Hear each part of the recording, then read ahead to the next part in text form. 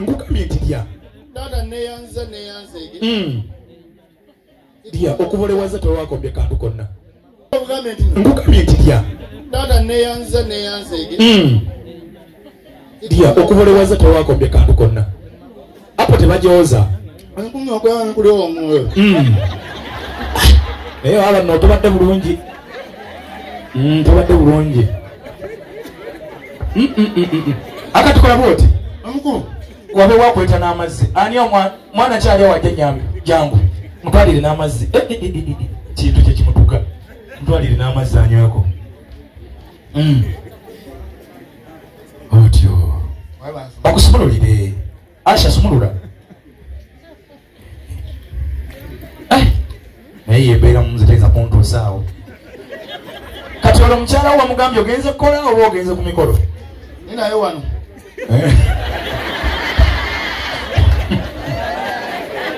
Kale n'okunyonywa.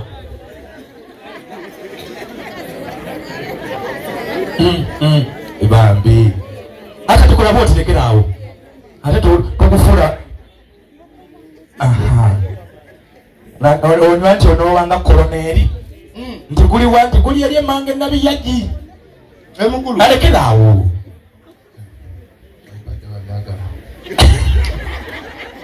Kale mala, noyo mwana yalumeko. Mwakoze wamu. Oyo wawo taata. Kati kola bwoti. Ye mukulu. Oyina entakamiza. Mukulu njiina COVID yatuleta tudene kuzino. Omukulu zatasobola kwota. Aliwa. Owe Kanani. Owe Kanani. Ananzijako yanga agiteekeko muli. Baffe twamuyinza amagezi. Ne muziteeka wano. Ye mukulu. Byogere naye wano ninawo abakulu. Ate nawe Kanani. Ewa. Kakati genda mu lubereberye. Olubereberye. 24. 24.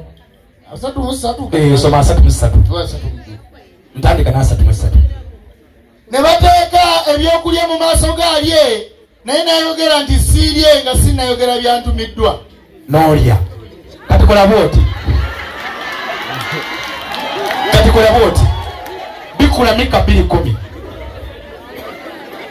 Mika 2:10.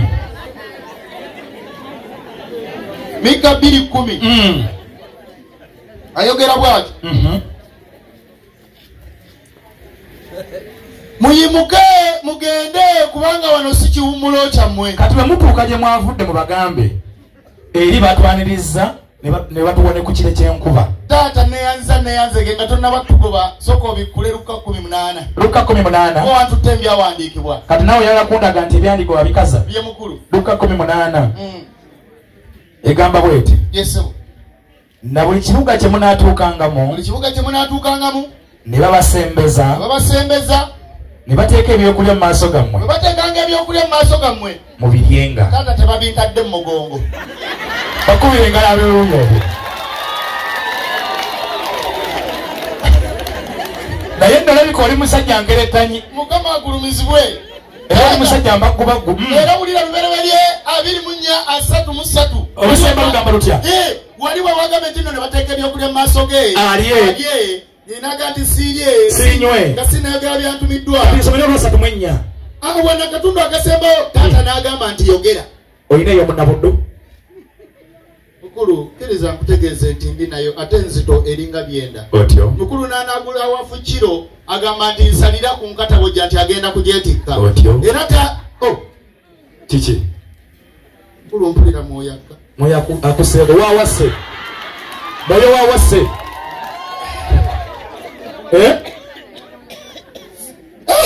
Moyo waawase. Mukulu gw'obadde yogera ku by'ekkanani. Naye ow'ekkanani yase. Owulira nga waawa. Ono anaabeera mukulu. Mukasa ayita jjajja Mukasa waawano. Wabalongo. Waawano. Kale tuwende. Mukasa ayita jjajja Mukasa. Kamwetoolole. Mukasa. Ayita jjajja Mukasa kamwetoolole. Mukulu waliwo omulala se. Naye mwoyeera. Ate gye bwawa. Ono weerubaga. Weerubaga. Yanjagala nga kitalo kunjagala anjagala. Mukulu anvuddeko omuyimbi omupya najja. Ani azze? Azze waawa? Taata buli muyimbi kati wano buli muntu asobola okuyimba. Muddamu kookoonyo. Mwengere ngwangwala. Kookoonyo. Ngwangwangwangwa. Nyenya. Nyereka. Oyagala kutufuula bazonto biki byokola? Mukulu amanyira nti nno omuntu ekintu kyamuvadda mu ngalo. Taata kkiriza nkutegeeze. Naba ngenda okwanya ensonga eno najja ne mwanyina nze atiikirire abambadde kinnagayazanga ye. Taata kkiriza nkutegeeze nti ensonga eyandeese ya nnono yasimba ate era erimu engeri y'obwakatonda. Kitange taata omulungi kyenkola kyokola bannange mwakomyewa. Oba baakuduumira. Baliwo nga bava wakuduumira bagambe. Mukulu kkiriza nkutegeeze. Awo olabira gomese neeyazike. Weewaawo taata. Kalire wansi. Tosimba omukono ng'abakyala b'e Buddu. Webatuuka. Nti lumpe maada. Olugambo. Costa aluseera. Weebale nnyo. Ate gwe olusimbye. Kitange kkiriza nkutegeeze. Oba wooli waliwo ekinnya. Kkiriza nkutegeeze. Nti nno taata ensonga gye nzizeeko. Ey'omwana w'obulenzi kyesirikidde ali obuuyi bweyo. Taata olunaku olwayise yabadde ng'alina emyaka gye 17 era bino bye byabaddewo mukulu. Otyo? Taata twatandise bulungi kyenkola kyemukola. Twatandise bulungi nga tutambula. Omwana w'obulenzi kyevudde ajja nanneesimba mu maaso. N'atandika okwogera nga ndaba emyaka gigenderedde n'atega katufu bitukwatirako we. Owenzija lwakubopa. Omwana w'obulenzi ono bwe twabadde tutambula entegetege ne zimufamba nakka. Ate nze nnoonya wenkiyingiriramu sirabawo. Owenzija lwakuba gwoyanguwa. Kitange taata omulungi yabadde bambi ng'akyatudde kye navudde mubuuza nti nsonga kye kutandika okutuza obufoofofu n'addamu. Kiki? Yabadde kasiru. Naffe awo twagambidde nti kiki kyagala okuleeta mu luggya. Anti mukulu oli omuyimbi ye yabitabula. Tomwamuwulira ng'ayimba. Oyo naye muyimbi? Naye muyimbi. Otyo? Mukulu olabira ddala ekintu nti omuntu kyamuva mu ngalo. Olabira ddala nti omukulembeze ensi yamuvadda mu ngalo. Weebale nnyo. Otyo? Mukulu awo bwe twabadde nga tumaliriza eby'omukulembeze omwana w'obulenzi yavudde ayatula omulundi gumu n'agamba nti mwana ki oyo gwoyogerako? Wenzija lwakuba oyanguwa. Otyo? Mukulu yadde akyali n'agamba